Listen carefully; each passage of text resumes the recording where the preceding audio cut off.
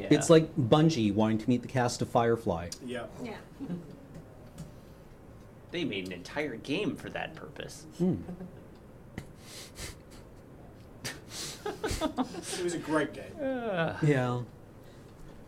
Was that 5? Or no, that was ODST. ODST. Right, Yeah. right. Didn't they bring those characters back for 5, though? They were Yes. like, they're Spartans now. They brought back just Nathan Fillion's character, whose name escapes me at the moment. But Buck, thank you. Yeah, they brought back Buck because like the lore had expanded to that point where Spartans were like essentially you could become a Spartan just by getting power armor essentially.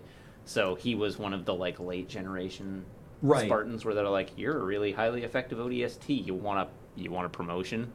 And he was like, sure. And so they gave him power armor, and then he became like a Gen 6 Spartan or whatever. But yeah. Well, all right then. Good for him. I imagine the benefits are probably better. You know, because you never die. Yeah. Right? As yes, a Spartan. Yeah, yes. you like sweet immortality. That's how that works. Yeah. Oh yeah, they got some genetic enhancements, but it was all like aftermarket stuff. They just bolted that on rather than programming it into you shortly after birth. So the last time I think I checked in on Destiny was roughly when they were slowly discovering that it was another one of these universes where everyone is somebody's kid, right? Like it's like John turned out to be Dr. Halsey's son and Captain Keyes' son and the other Captain Keyes' sister. You said Destiny. Halo. You were like, last time I checked in, Destiny. Same thing, really. But yeah, it was like they're all family somehow. I think it was. I'm pretty sure John was like an abduction. Oh, okay. Like not actually a like genetic relative, but I could like they were sort of parenting him. But right. I don't dive deep. I play the video games and they're fun games to shoot aliens and see brightly colored blood adorn the walls. The majority of my Halo lore that rattles around in my brain comes from the I Love Bees. Oh yes, I love bees. I remember downloading all of the MP3s of it and just listening to it all in one go as I worked out for a month. And it was a very good story that had nothing to do with what was in the games. Yeah. I just remember really liking the One Covenant aliens that were the bundles of worms in power armor. Yes. The bundles of bright orange worms. Yeah, they're the giant like tank ones that the names are escaping me. I should know this game. I should know this inside and out because I played all of the Halo games multiple times and like streamed a world tour of all the Halo games in order in legendary on legendary difficulty.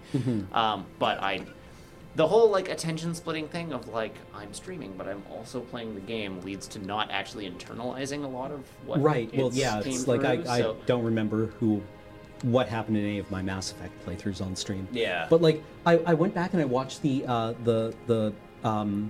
cutscenes from the Halo 2 remaster.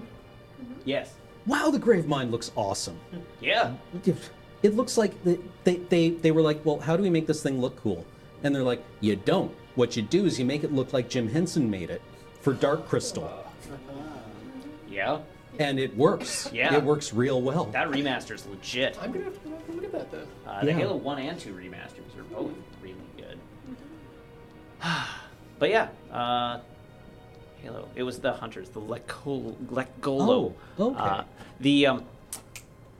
You reminded me though of in the lead up to Halo 5, they did a fictional podcast series as like radio drama about an investigative reporter who was digging into like the secret origins of the Spartan program, like trying to figure out because like going into that the whole thing with it was that John had gone, or everybody thought that John had gone rogue because or Master Chief had gone rogue because he burst into a diplomatic thing and like kidnapped one of the diplomats. Kicks down the door. Essentially, yeah.